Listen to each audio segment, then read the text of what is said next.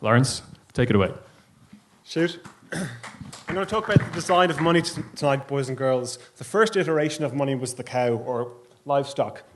What was interesting about this was it had both intrinsic and extrinsic value. If you didn't spend it or trade it, you could eat it. You were literally putting your money where your mouth was. Similarly with corn, another perishable good. The problem with these perishable goods, though, was that they relied on a coincidence of needs. So if I wanted to trade something with you, those needs would need to arise at the same time. So another iteration of design was to come now, and that was what was an external store of value, in this case a shell, or where we get the name shekel.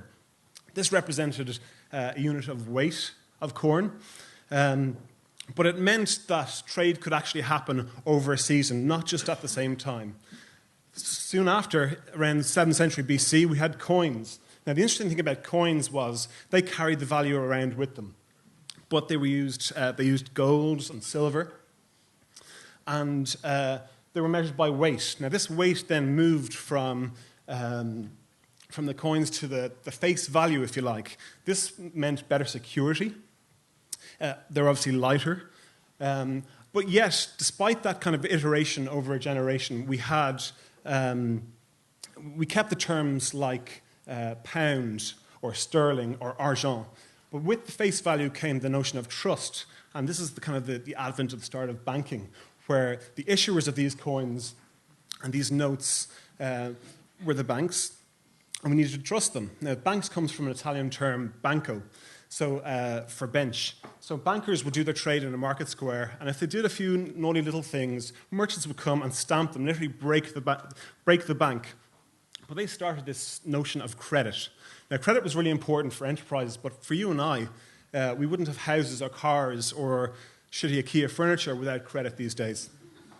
Now, credit was interesting because, first of all, credit, you're spending money that you don't really have, okay? And this is the US credit card debt at the moment. And if you're spending money you don't have, you've got that kind of reinforcing factor that you're not really feeling the pain of the transaction. When that moves to plastic, it gets even worse, because this plastic introduces more money into the system. This is the first example of the design impacting a whole system, because the more money in the system means prices go up for everyone. Then when it becomes digital, again, we lose this notion of money. Money becomes more notional in form. So therefore, we lose that relationship that we once had with money. It changes fundamentally.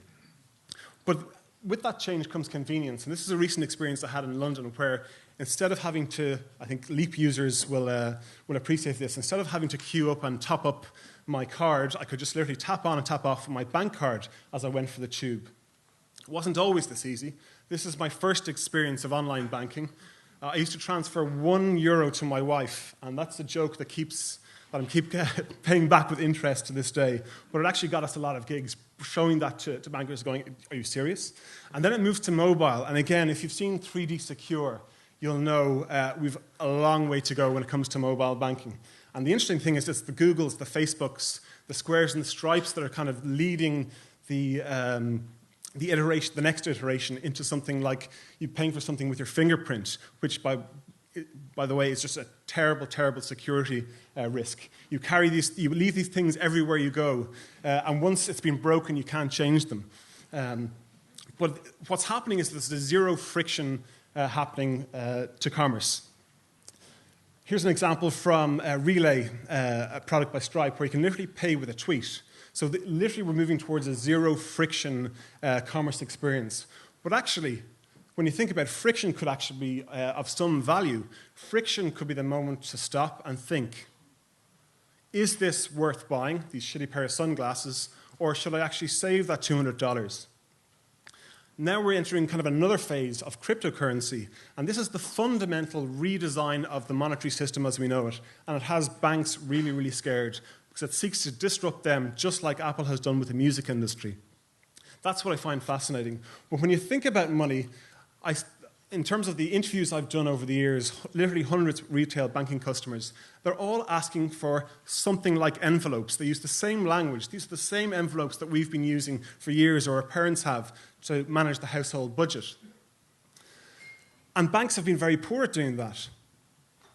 So what I'm saying is that the same needs of convenience, commerce, security, those needs actually haven't changed from cows to cash or from barter to Bitcoin. Thank you, guys.